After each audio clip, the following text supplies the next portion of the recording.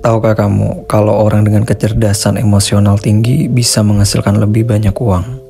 Dan bukan cuma itu, hubungan mereka biasanya lebih sehat. Mereka lebih gampang jadi pemimpin dan mereka lebih bahagia. Kedengarannya keren kan? Tapi tunggu dulu, apa sih sebenarnya kecerdasan emosional itu? Dan gimana cara kita meningkatkannya supaya hidup kita jadi ikut naik level? Nah, di video ini kita bakal bahas.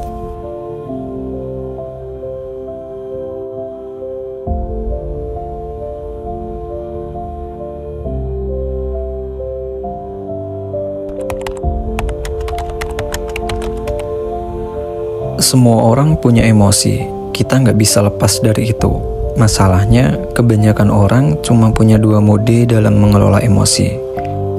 Mode pertama, merasa semua hal terlalu dalam sampai kewalahan. Mode kedua, shutdown, kayak robot, nggak ngerasa apa-apa. Tapi ada jalan ketiga.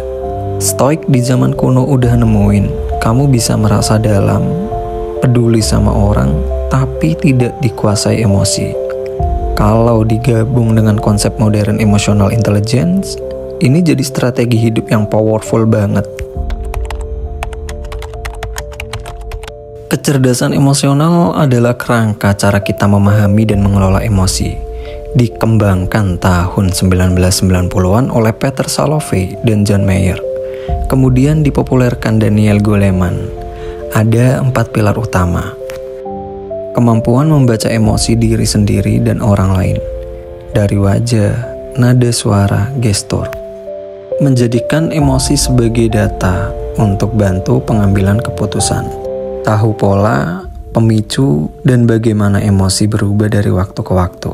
Mengatur perasaan kita sendiri sekaligus memengaruhi emosi orang lain secara positif. Bayangin, kalau kamu bisa jago di 4 hal ini, hidupmu literally bisa naik level di semua bidang. Kalau kamu ngerasa bagian ini bermanfaat, jangan lupa klik like dan subscribe ya. Itu cara paling gampang buat dukung channel ini biar bisa terus ngasih konten yang bisa bantu kamu berkembang. Oke, lanjut yuk.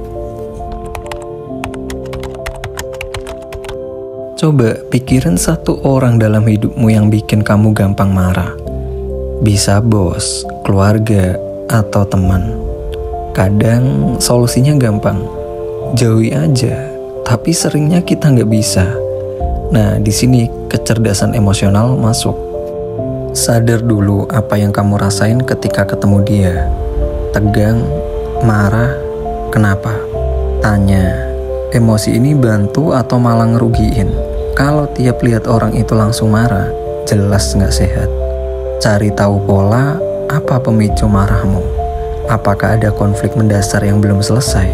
Alih-alih meledak, bisa coba strategi lain, ubah cara bicara, atur respon, bahkan atur ekspektasi.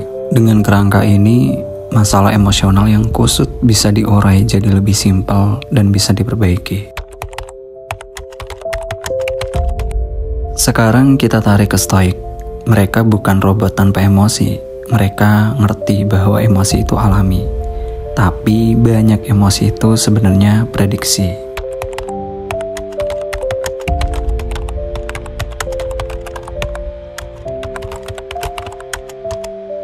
Masalahnya, prediksi ini sering salah. Contoh simpel deh, kamu berekspektasi weekend di hotel bakal sempurna. Ternyata bathtub macet dan ada bunyi berisik dari tembok. Harapan tinggi sama dengan gampang kecewa. Jadi stoik ngajarin, atur emosi biar pas dengan hidupmu. Jangan bikin bahan bakar emosi terlalu besar sampai hidupmu meledak kayak mobil dipaksa ngebut 500 km per jam. Oke, teori sudah cukup. Lalu gimana cara latihnya? Latih diri buat lebih peka, mulai dari diri sendiri. Tanya beberapa kali sehari, aku lagi ngerasa apa?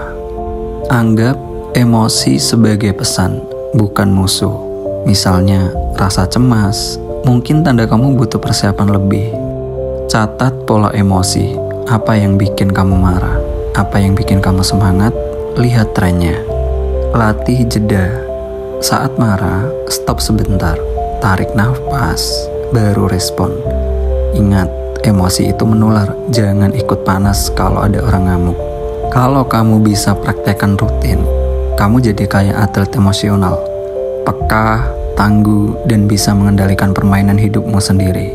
Kecerdasan emosional bukan cuma teori, ini skill hidup. Kalau kamu bisa merasa dalam tapi tetap tenang, peduli tapi nggak dikontrol, respon dengan bijak, bukan sekedar reaktif, hidupmu bakal beda total. Kamu bisa lebih sukses dalam karir, lebih damai dalam hubungan, dan yang paling penting, lebih bahagia dengan dirimu sendiri. Jangan lupa tulis di komentar, menurutmu bagian mana dari 4 pilar kecerdasan emosional yang paling menantang buatmu? Hasta la vista.